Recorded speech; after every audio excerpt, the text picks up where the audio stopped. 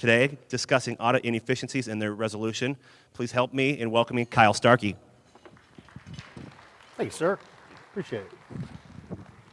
All right, so my name is Kyle Starkey. I am the CISO. For those of you who still haven't gotten any food, save me some, because I'm going to be hungry. I'm going to talk about audit inefficiencies and their resolution.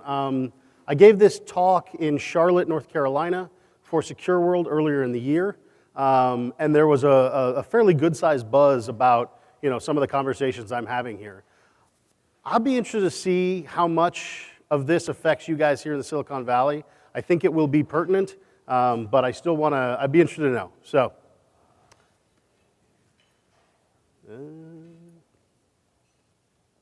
there we go. All right. So, here we're going to do, this is our discussion topics. Who am I? Why do you care? What's the problem? Inefficiencies abound. How do we solve this? Inside, outside, come at it like a spider monkey. Okay, so as Carrie told you, I've been doing this 15 plus years. I grew up here in the Silicon Valley in Belmont, California, on the peninsula. I grew up hacking phone systems. I grew up hacking voicemail systems. I grew up building blue boxes and red boxes and having Captain Crunch whistles and all sorts of fun stuff. I've been at this for quite some time. I'm currently the CISO. I own policy, compliance, technology, and the physical aspects of security for early warning, as well as the facility because it's so tightly combined. Recent past, I worked for some programmable digital logic manufacturers, some online trading, as Carrie said. I was a security consultant for 8+ years, worked in e-commerce, did some pen testing, was a QSA. I trained under the best. I know some of the mavens in this industry, and I'm happy to call them friends and mentors. So in the distant past, like I said, BBSs, alligator clips, and phone punching, and war dialing and Vmail hacking. So yes, I'm the pointy-haired boss, but I used to live in the trenches, and I still do. Okay, so what's the problem, right? Our problem is that we currently spend way too much time explaining how we're compliant and not enough time actually being secure, right? We got customers who audit me, right? I get the federal government, I got financial institutions, compliance bodies, third-party auditors, and then you have to audit your suppliers, right? You have to go out and make sure that any data or communication you're having with your own third parties, Iron Mountain, Salesforce, ADP, I feel quite sure that, most of the people in this room probably at some point have been involved in, or their companies have been involved in, an audit of Iron Mountain, right? Which is why Iron Mountain hates us all. The data center, right? Do we have to audit the plant watering guy? We got a guy that shows up that waters the plants in my building, and because he has unfettered access to my building and has a badge, I got to do a background screen and a whiz quiz on this poor guy. He's just trying to water the plants. So we're trying to figure out, this is the problem I want to solve, and I think I'm actually doing a pretty good job at it at early warning. I want to actually give you my approach, have some conversation about it, tell me what you guys think, and we'll go from there. All right. So, anybody disagree with this? Compliance does not equal security. Compliance is great, and if you're secure and you implement base security practices, 99% of the time, you will actually end up being compliant. Being compliant does not make you secure, right? It helps, the bodies are there and the frameworks are there to make sure that you're doing the right thing, but they really are based for the lowest common denominator, right? The PCI DSS shouldn't be your high watermark. I understand some of you guys have been in business longer than I have been doing this, and you've got antiquated systems or legacy systems that you built 15 years ago when there was no audit requirements, but the base security problems haven't changed, at least in the 15 years I've been here, except for some of the implementations, right? You still want to do least access principle. You still want to mitigate and remove systems from those people who don't need access to them. All right, so my experience with this compliance and audit issue. We are currently in our second year of PCI DSS Level 1. Does anybody know what a TPA is? I was a QSA for a number of years, and I was also a QIRA. When my QSA showed up and said, "Oh, you guys are a TPA," I said, "What are you talking about? Where does it say anything about that?" I called Visa. They had some different opinions on who is and what is. Some of their documentation was weak. If you work at Visa, I'm sorry, but not sorry that you work there, but I'm sorry for berating you. But we ended up being a third-party agent. This requires us to have one of our contributing banks register us as a TPA. Any financial institution or any institution that gives us card data is supposed to go to Visa and actually register us at the Visa website. So that when we get breached, Visa can tell everybody else, "Hey, by the way, you guys have been giving data to Kyle, and he just had his ass hanging in the wind, so maybe you should do something about that."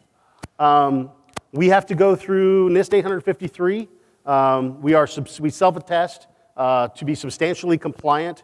We do some business with the federal government, so we have some systems where we have to deal with this sort of thing. It's not a huge deal. Again, it's sort of low-hanging fruit. We do SOC 2 Type 2. SOC 2 Type 1, some of you guys are doing, is the replacement of the SAS 70. SOC 2 Type 2 is a much more prescriptive audit framework, right? The SAS 70 always said, "Oh, well, you work with KPMG or whoever, and you say, well, what's my audit framework?" Well, I'll audit to make sure that all of my computers are brown. And if you actually go into the data center and all the computers are brown, you pass. Well, that's not real prescriptive, and it doesn't really tell me anything about your security, but it says you have a passing SAS 70. The SOC 2 Type 2 is more like the DSS, more like FISMA, where it actually outlines the requirements. We're again doing our second year this year. 3 of the five disciplines with only minor findings, and all the findings were remediated. That is actually unheard of in the SOC 2 Type 2 world.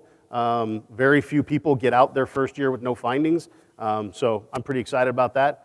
I have 900 plus customers, all of them financial institutions within the United States. They all have audit rights. Eeh.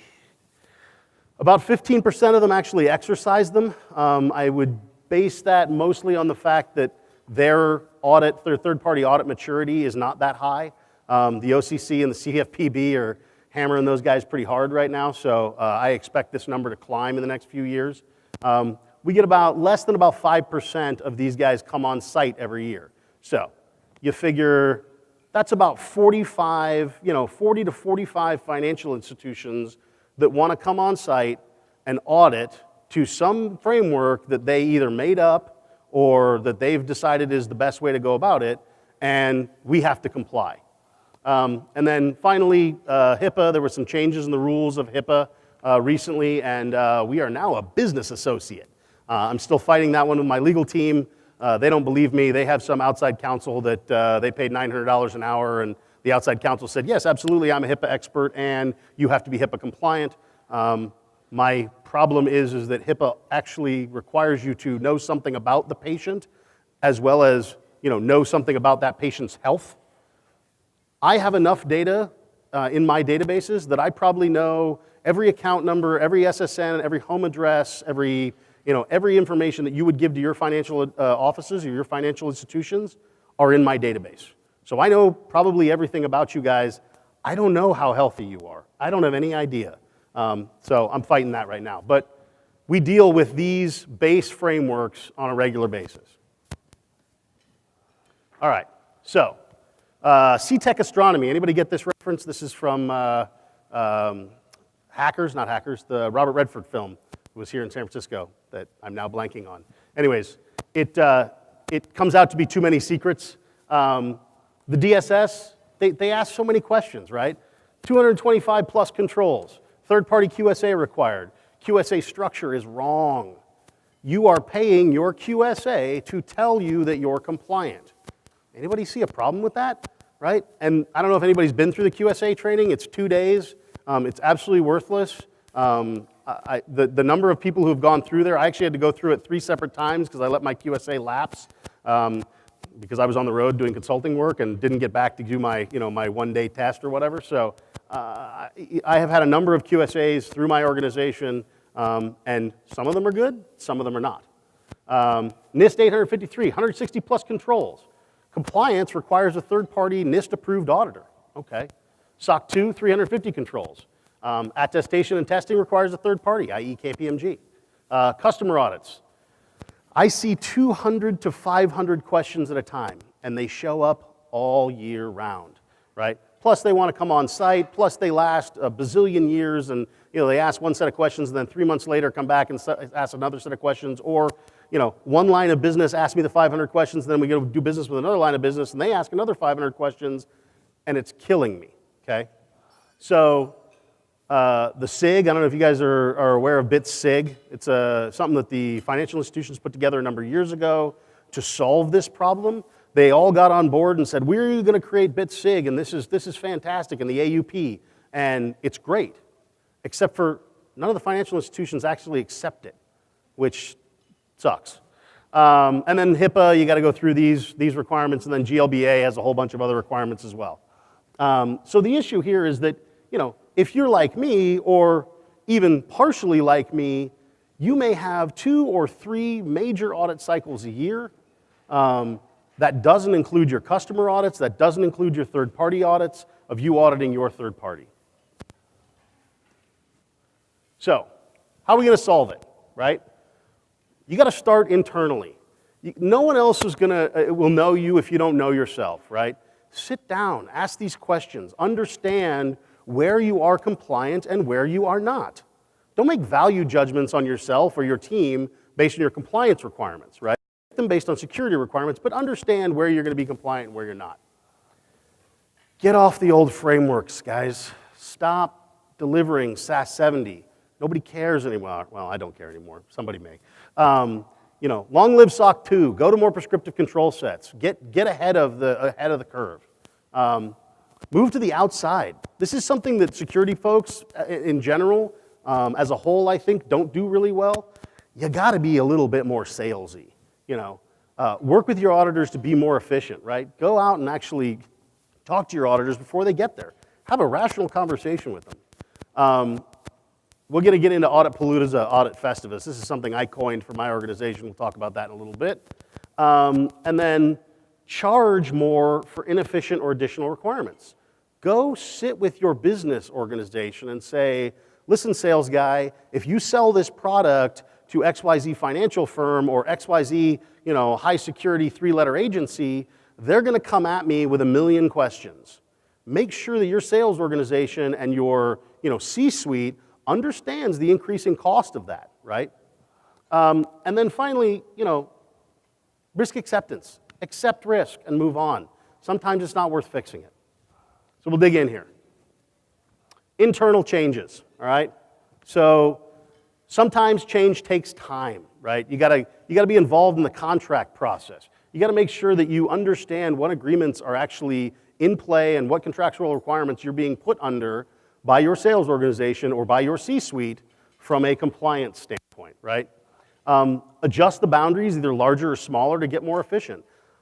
I now sit on the team that reviews all sales contracts for all incoming customers and all renegotiation thereof. It takes a lot of my time, but it's a whole lot more efficient for me to sit their head end than it is for me to accept their crazy audit requirements and then every year have to spend my time and 10 of my staff's time to deal with this sort of problem, right? So, adjust the audit boundaries. Have rational conversations with the security people on the other end of that conversation, right? So if I'm out negotiating with Bank of America, don't talk to the lawyer at Bank of America. The lawyer at Bank of America only wants to make sure that you comply with the pre-written statement. Have them bring in some security practitioner at the other end that has the right to say yes or no. Have a rational security to security person conversation. That makes it so much easier. Work smarter, not harder, right?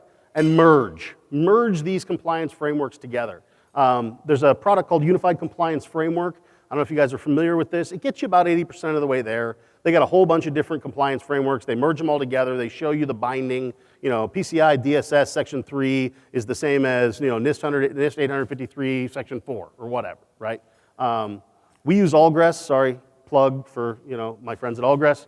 And then if you have to, brute force the framework merging. You guys are smart security individuals. You know when they're asking about wireless in DSS, they're going to ask about wireless in the NIST framework. They're going to ask about wireless in the SOC 2.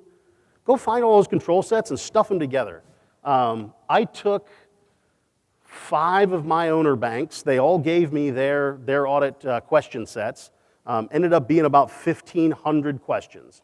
I merged those all together by hand and then wrote them a little secret decoder ring so nobody knew whose questions was whose, because they were concerned about, well, if I ask questions about wireless, it'll tell something about my security at my bank. Well, come on, get over yourself. So, and I had that conversation with my auditors of the banks, so I'm not saying anything out of turn here.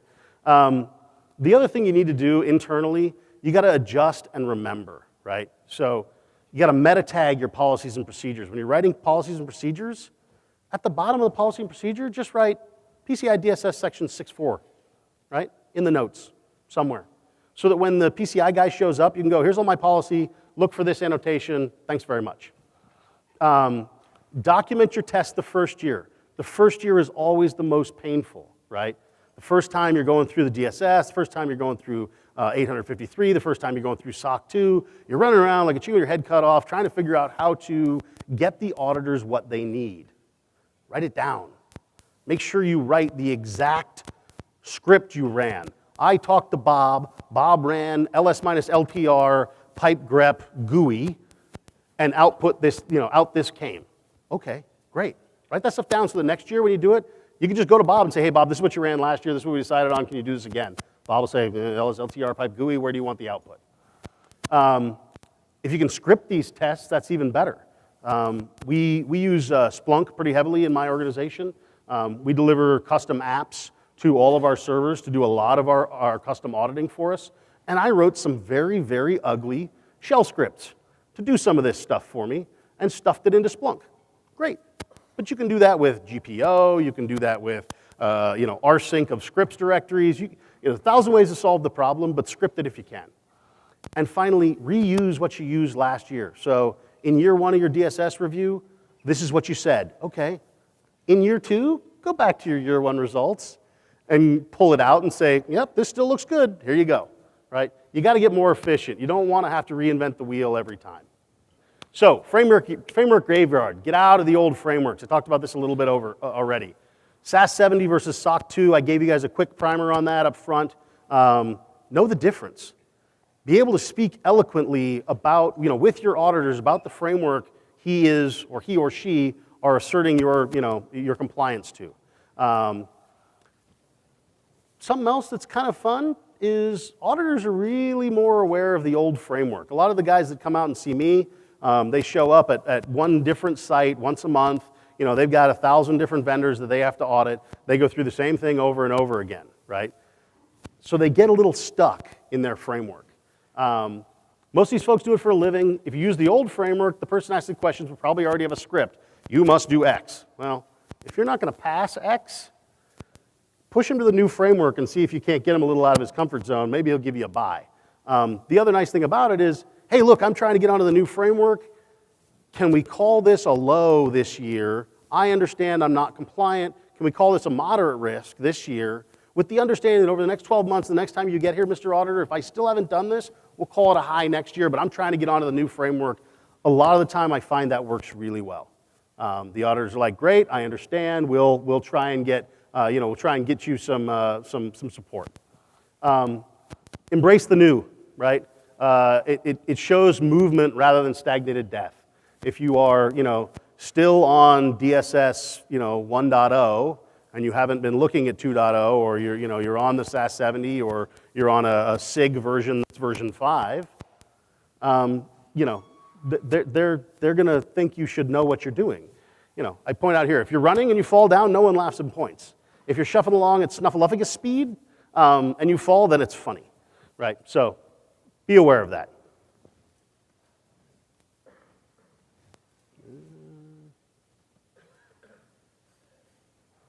All right. This one's more really what I'm concerned about with the security industry. Most of us are not real extroverts. A lot of the best people I know, I would never put in front of a customer.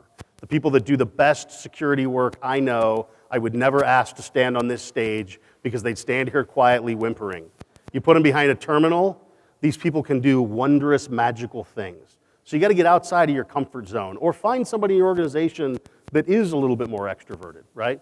Meet your auditors before they show up. Press the flesh, right? Go to the conferences you think they're going to be at. Spend your time with them before they get there, because now you're not an adversarial relationship. Hey, this is a drinking buddy. Fantastic. We get to go spend time a couple of days with the drinking buddy, and we're going to answer and ask some questions, and it's okay. Remember, they're people too. They're just trying to do their job. A lot of them don't have the option to make changes to the frameworks that they're being asked to do, right? The QSAs have a lot of leverage. If you are nice to them, you will find that, they may give you a little bit more leverage. Now, this goes back to the security is not compliance or compliance is not security, right? Just because you're DSS compliant doesn't mean you're not going to get rooted next week. We've seen that over and over again. Sometimes audit, legal, security issues can be handled by just finding the right person and having a one-on-one conversation. I do this all the time. Every time my salesperson comes in and says, hey, Kyle, we got a new customer, it's $100 million of business, I said, great. Where's their CISO's contact information? Well, we don't need it. This is going to fly through. No. I need senior security staff. I need the CISO contact information. This is your job, sales guy. I am here to help you make sure that this process goes faster.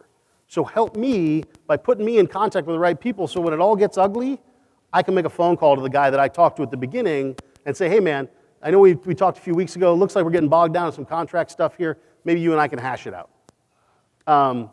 Get salesy. Appeal to their cost avoidance side. Hey, you don't really want to audit us. We're good. We're secure. Look, here's our SOC 2 Type 2. Here's our DSS attestation. It's going to cost you guys $15,000 to come out and audit us for the week. You don't really want to pay that. I'm sure you've got other people that are, much more crazy with your data. We do it right here. Try that angle. Other option, appeal to their risk ranking side. Hey, listen, I know you guys do business with, ABC Pet Food Company, and I heard that they've got their credit card information just sitting on a thumb drive somewhere. You don't really want to talk to us. We got crypto. We got, real auth sections here. We've got, policies and procedures and all the rest of this. We are a low-risk issue. Try it. Sometimes it works. When all else fails, throw a party. This is my mantra, by the way. When all else fails, throw a party. Audit's like a Band-Aid. You got to pull it off all at once. I put together, for my major FIs, something I call Audit Festivus or Audit Palooza, right? I bring all 5 audit organizations, all 5 of these banks, into my site in March in Scottsdale when it's gorgeous, and I say, come on out and do the audit in March. You'll be here with your peers. We can all audit together. It'll be a big old party. Tell your management that this is how you're going to solve this problem, and oh, by the way, you're going to need money for dinner and drinks 3 or 4 nights while they're here, and explain to him or her how much cheaper that is than your staff or your coworkers answering audit questions from these 5 banks from now until the end of the year. If you buy dinner and drinks, it'll be cheaper, right? This is what we ended up doing. It worked out brilliantly. We had 4 of my 5 major banks last year. I think I'm probably going to have more like 10 this year. I think I'm going to run into more of the issue with the number of people in a room than I am about the question sets. The questions are all the same. Everybody asks the same question. Do you guys have wireless? Yeah. Is it in the production environment where there's credit cards? No. Do you guys use? No. Okay, cool, next. Right? But they all ask those questions, right? They're all required to do so. So find a way to get all of these frameworks, all of these questionnaires, and merge them together, and then say, hey, you know what? You asked me 300 questions. This other bank over here asked me 500. I'm going to give you the answers to all 500 questions, and you're going to look like a rock star because you got more answers than you had questions. Awesome. Now, the other thing this does, this makes you look full open kimono. Okay? I use this term a lot, open kimono. If I was in better shape, it'd be a better visual for all you guys. But I don't lie to anybody. I don't want to lie to anybody. You know, if you got security issues, the auditor needs to know. The auditor will help you to get money, staffing, push from the C-suite. Say, you know what, auditor, you're right. We use WEP in prod, and we send a bunch of credit card data over it. And I've been banging my head trying to get some new equipment for the last 3 years, but no one will give it to me because it costs money. When it becomes an audit item and a business unit decides, oh, you know what, I can't buy your product, I can't do business with you anymore, now there's real cost. They go, oh, there's $100 million in revenue coming in versus, you know, $35,000 in new, Cisco wireless gear. Yeah, Kyle, go buy Cisco wireless gear and we'll keep this $100 million in rev. Great. All right. This one is actually something that we've done very recently. Because we offer the SIG, our attestation for DSS 2.0, our attestation of the NIST 853 requirements, we offer all of our 100 level policies, we offer the responses to our SIG version 7 in what I call the ASR, which is the Annual Security Report. We send it out to any customer that has an NDA or asks for it, okay? If you want to do something else, you're welcome to do so, but it's $2,000 to have us answer one of your custom questionnaires. It's $10,000 if you want to come on site and ask us a bunch of questions. Now, for most of these large financial institutions, $10,000 is a drop in the bucket, right? They don't really care. But the issue is it goes back to the business unit who's doing business with you, and you now have an advocate on your side to say, hey, really? I don't want to spend 10 grand so that you can, you know, get your security questionnaires answered. They told me they gave you all of this data. Why don't you just figure this out on all the data they gave you? It works. It's fantastic. Now, we have a few customers who still, you know, pay the $10,000, but that $10,000 comes back into my budget, and I'm allowed to use it for, you know, increasing costs. So it's great. The other thing we need to do is the changing compliance requirements have changing costs, right? 10 years ago, everybody said, okay, this is the cost of doing security, fantastic. And then the federal government came in and added, you know, their 853, OCC showed up, CFPB showed up, Visa showed up with PCI. You know, everybody shows up with their audit requirements, but we're not changing the pricing to our customers to be compliant to this. We have to do that. Because at some point, the cost of compliance is more than the actual revenue. So let's dump that particular business in the toilet, because we don't want to do it, or up the price so that people understand that, hey, you're putting these requirements on me, I'm upping the price on you. Sorry. And you need to be aware of this. And honestly, if you are aware of the increasing cost of compliance, and you can actually put that as a metric and have conversations with your financial teams and your sales teams, now you're talking about getting a seat at the table, because these are the metrics these guys talk about.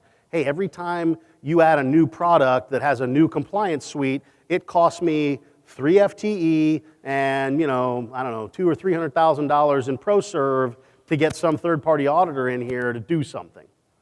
If you have those metrics, those are critical. All right, this is something we don't do very well. I was very bad at it until very recently.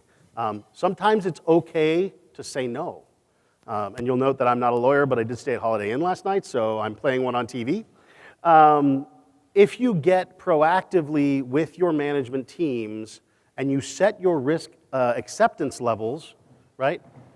Make sure that the risk tolerance levels and the risk acceptance levels are such that the C-suite understands how much that costs, right? Hey, you want to be perfectly secure? Great, that's going to cost $10 million.